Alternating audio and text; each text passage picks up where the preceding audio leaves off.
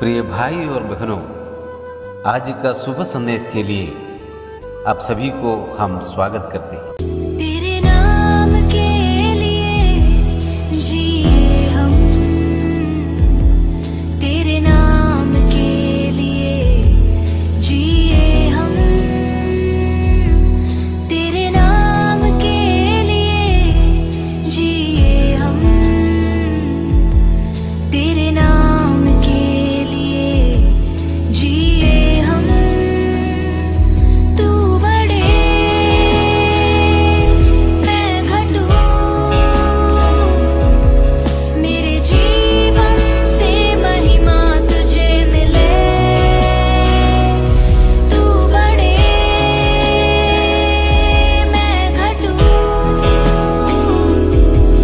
मेरे जीवन से महिमा तुझे मिले। आज का संदेश ब्रदर जेम्स नायर सूरत से बांटा जाएंगे। प्रार्थना के साथ सुनिए। परमेश्वर के अति पवित्र नाम की महिमा हो। शुभ संदेश के सभी श्रोतागण को हमारे शीघ्र आने वाले प्रभु यीशु मसीह के नाम में नमस्कार। आज के मनन के लिए आइए हम फिलिपियों को पौलुस ने लिखा हुआ पत्र, उसके 4 अध्याय कलम 6 और 7 पढ़ेंगे। फिलिपियों 4 अध्याय कलम 6 और 7। किसी भी बात की चिंता मत करो, परंतु हर एक बात में तुम्हारे निवेदन, प्रार्थना और विनती के द्वारा धन्यवाद के साथ परमेश्वर के सम्मुख उपस्थित किए जाएं। तब परमेश्वर की शांति, जो सारी समझ से परे हैं, तुम्हारे हृदय और तुम्हारे विचारों को मसीह यीशु में सुरक्षित रखेगी। आज के तारीख में यदि आप किसी से पूछो कि एक इंसान के जीवन में सबसे अहम बात या सबसे ज़रूरी बात क्या है, तो वो ये कलम उसको बहुत ही स्पष्ट रीति से बता सकते हैं। वो है शांति।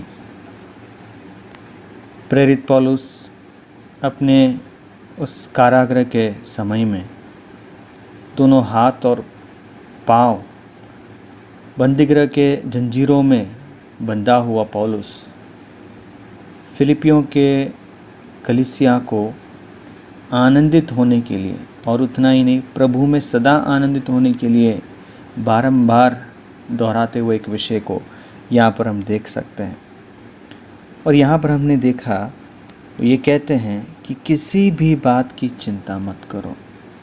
एक विश्वासी होने के नाते, एक मसीही होने के नाते बहुत ही एक मुख्य बात, हमेशा ध्यान में रखने वाली एक बात यह है कि उसको चिंता की कोई विषय नहीं, उसके मन में चिंता के लिए कोई जगह नहीं होनी चाहिए।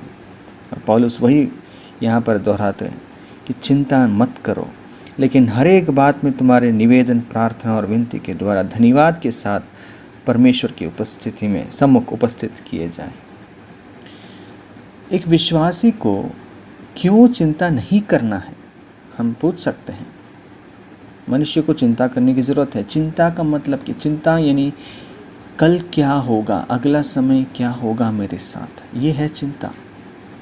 और वो हो सकता है अपने स्वास्थ्य की वजह से हो, अपने धन की वजह से हो, अपने पारिवारिक समस्या हो, कुछ भी हो सकता है। लेकिन कल क्या होगा इसके विषय में लोग चिंतित हैं। चिंतित होना और दुख होना, ये दोनों अलग अलग बात है, लेकिन यहाँ पर चिंता के विषय में लिखा है। और अक्सर लोग चिंतित होकर अपने जीवन को बर्बाद कर देते हैं। लेकिन यहाँ पर 7वें कलम में बहुत ही एक सुंदर वायदा हम पवित्र शास्त्र बाइबल में पढ़ते हैं, और वो ये है कि परमेश्वर की शांति, जो सारी समझ से परे हैं, तुम्हारे हृदय और तुम्हारे विचारों को मसीह यीशु में सुरक्षित रखेंगे। हमारे विचारों को और हमारे हृदय को सुरक्षित रखने के लिए ये कोई मनुष्य से संभव नहीं है। हमारी ताकत से ये संभव नहीं है। हम कितना भी कोशिश कर लें, हम कितना भी उसके लिए हम सोचें, विचार करें, लेकिन हमारे विचारों को नियंत्रण में लाने के लिए और उसके ज़रिए हमारे निश्चिंत अवस्था को पाने के लिए हमसे ये नामुमकिन है। और इसलिए पौलुस कहते हैं, परमेश्वर की शांति तुम्हारे विचारों को सुरक्षित करना ज़रूरी है। परमेश्वर की शांति, हमसे शक्तिशाली परमेश्वर, हमारे शक्ति से परे, हमारे विचारों को जानने वाले परमेश्वर, उसके विचार अति अति उत्तम है। ऐसे एक परमेश्वर के शांति हमारे विचारों को सुरक्षित कर सकते हैं। यहाँ पर सुरक्षित करने का जो उपयोग किया है, उसका इंग्लिश में बहुत ही एक सुंदर पद है, गार्ड योर हार्ट्स लिखा है, गार्ड। यानी कि हमारे विचारों के चारों ओर एक बाड़ बना रखा है, या बाड़ कह लो या आड़ कह लो, एक ऐसा एक फेंस बना रखा है। तुम्हारे विचारों को सुरक्षित करने वाले, यानी कि बाहरिक या शैतान के विचारों को, शैतान के यंत्र और उसके तंत्र को तुम्हारे हृदय में प्रवेश ना कर पाएं, ऐसे एक आड़, ऐसे एक बाड़ और ऐसे एक व्यवस्था हमारे विचारों को घेरा हुआ है। और वो क्या घेरा हुआ है? परमेश्वर की शांति। परमेश्वर की शांति जब ऐसे घेर लेते हैं ना प्रियो, तो मनुष्य को चिंता करने की कोई ज़रूरत नहीं है, चिंता की कोई जगह नहीं है, चिंता की कोई वजह नहीं है। और यहाँ पर लिखा है, ये मसीह यीशु में सुरक्षित रखेंगे। ये मसीह यीशु में ही हम ये शांति पा सकते हैं। और स्वयं प्रभु यीशु मसीह ने इस बात को अपने धरती के जीवन में बताया था। उस कलम को भी मैं पढ़ना चाहता हूँ, यूहन्ना उसके 14वें अध्याय, यूहन्ना 14 कलम 27। इस प्रकार हम पढ़ते हैं, मैं तुम्हें शांति दिए जाता हूँ, अपनी शांति तुम्हें देता हूँ। जैसे संसार देता है, मैं तुम्हें नहीं देता।